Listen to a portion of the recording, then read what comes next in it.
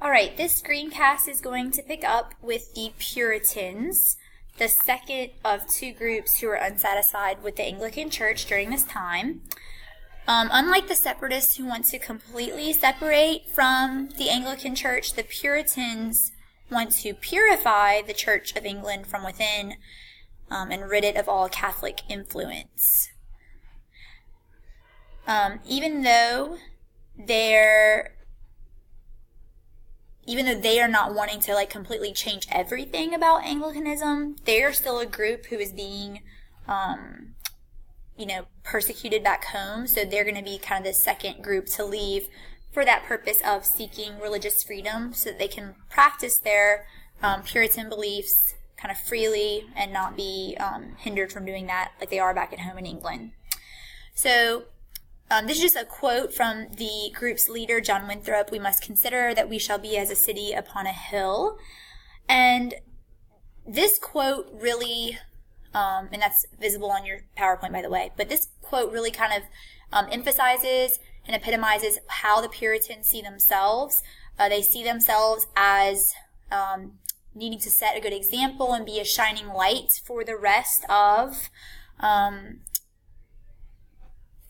the world and kind of set that good moral example. So they want to be on their best behavior and do everything for God because they feel like they were chosen for God to do this. Okay, so they are going to establish, once they come into the New World, the Massachusetts Bay Colony.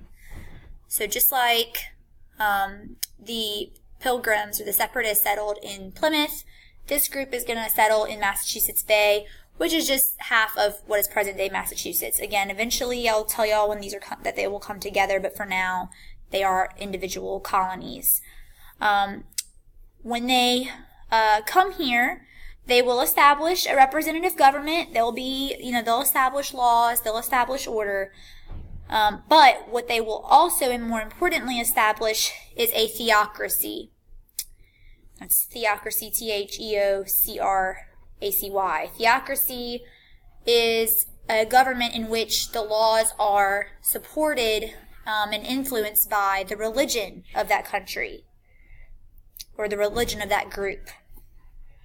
So the Puritanism beliefs will be forced, by laws in this colony. So you don't have the choice to not only practice whatever religion you want, but there will be certain laws that are based off the religion, and you have to obey those laws whether or not you personally believe in that religion. Okay, so they are very strict peoples.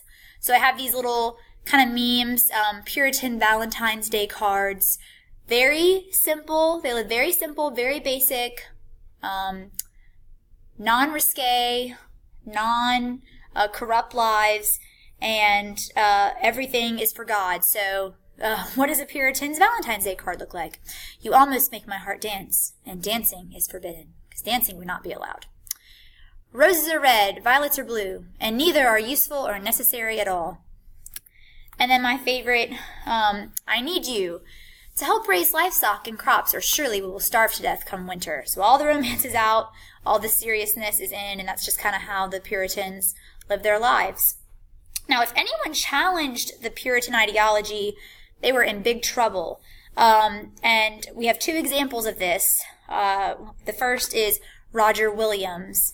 And I'll get into the second example in a second. But the reason that I want to get into these examples is these are actually, these kind of people who will be exiled from the colony are examples of how other colonies will be formed. So it's kind of an important note. So Roger Williams gave just one too many speeches that were against theocracy, like he was opposing theocracy openly. And so he's going to be banished from the colony altogether. And his followers eventually established Rhode Island. So he was kind of banished from the colony. He and his followers would be the group that would make Rhode Island a colony, which, it's the smallest, physically anyway, geographic state of the 50, and it will be the smallest colony as well of the 13, but it was formed by this group being exiled. Now, when they found Rhode Island, they kind of, he didn't believe in theocracy, so he's sure to establish that people can practice whatever religion they want. So he gets rid of that whole idea of theocracy. Now, Anne Hutchinson is a female who will also be exiled from the Massachusetts Bay Colony.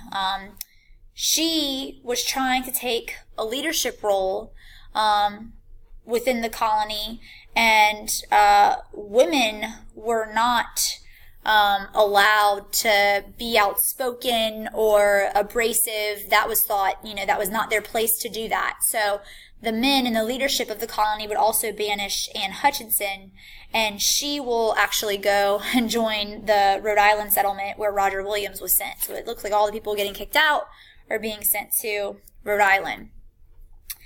The most notable incident of what could go wrong if the Puritans didn't get their way was in Salem.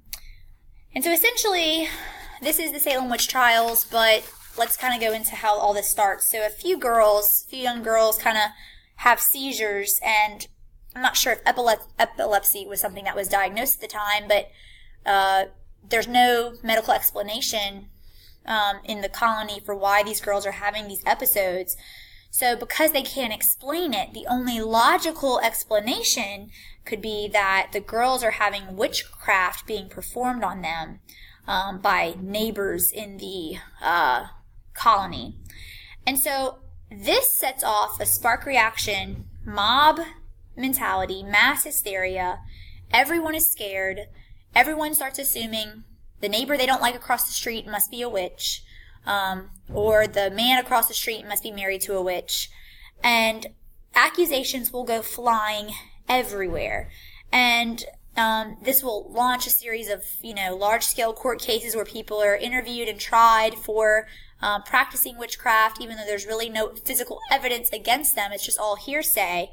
By the end of the whole ordeal, over 175 people ended up in jail, and almost 20 people were hanged or executed for witchcraft. And obviously, as much as we love the movie Hocus Pocus, we believe that this is not the truth of the matter, and that these people really were innocent and were just blamed unfairly.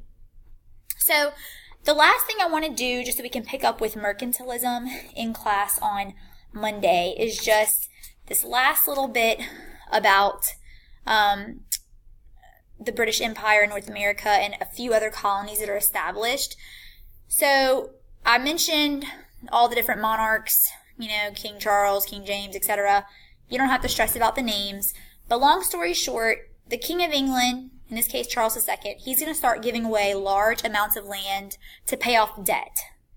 And he will give various regions in the colonies away to people, and that's how they form as a colony, and that's where we get their names from. So, for example, he gives the territory that makes up present-day New York, because they absorbed it from the Dutch, to James, the Duke of York, who is actually his brother, and that's where we get the term and the name New York, okay, because it was given to the Duke of York to pay off a debt. The Carolinas, as well as the colony of New Jersey, were also given away to different wealthy aristocrats in order to pay off a debt that Charles II owed to these noblemen and their families. And then the same thing with Pennsylvania. So Charles II is going to give William Penn the colony of Pennsylvania in order to pay off a debt that Charles actually owed Penn's father. So the name of the person who's given the territory is William Penn. That's how we get Pennsylvania. One little fun aspect about Pennsylvania, though, and more specifically William Penn, he is a Quaker, which is just a type of political belief in which they're basically pacifists, and they oppose some taxes, and they oppose fighting in the army and things like that. So they're not really a loved bunch back in England. So since Penn is a Quaker, he's going to establish Pennsylvania as kind of the Quaker colony, just like Maryland was the Catholic colony. He'll welcome Quakers into his colony if they want to kind of seek refuge and escape to the New World. But being a Quaker, I just want to point out that his picture might look familiar because William Penn is kind of the model that stars on the Quaker oatmeal boxes in the grocery stores. So if you're a Quaker oatmeal fan, that's William Penn, and he's pictured on the screen. Okay, so far then we've covered, just a quick recap, we've covered the Chesapeake region of Virginia and Maryland, New England, the two colonies making up Massachusetts, which are Plymouth and Massachusetts Bay. And now we've gone over the establishment of New York, the Carolinas, New Jersey, and Pennsylvania. So we are moving right along with establishing our 13 colonies. Write down any questions you have about this screencast, and I'll be sure to go over that material in class. All right, I hope you all have a good day.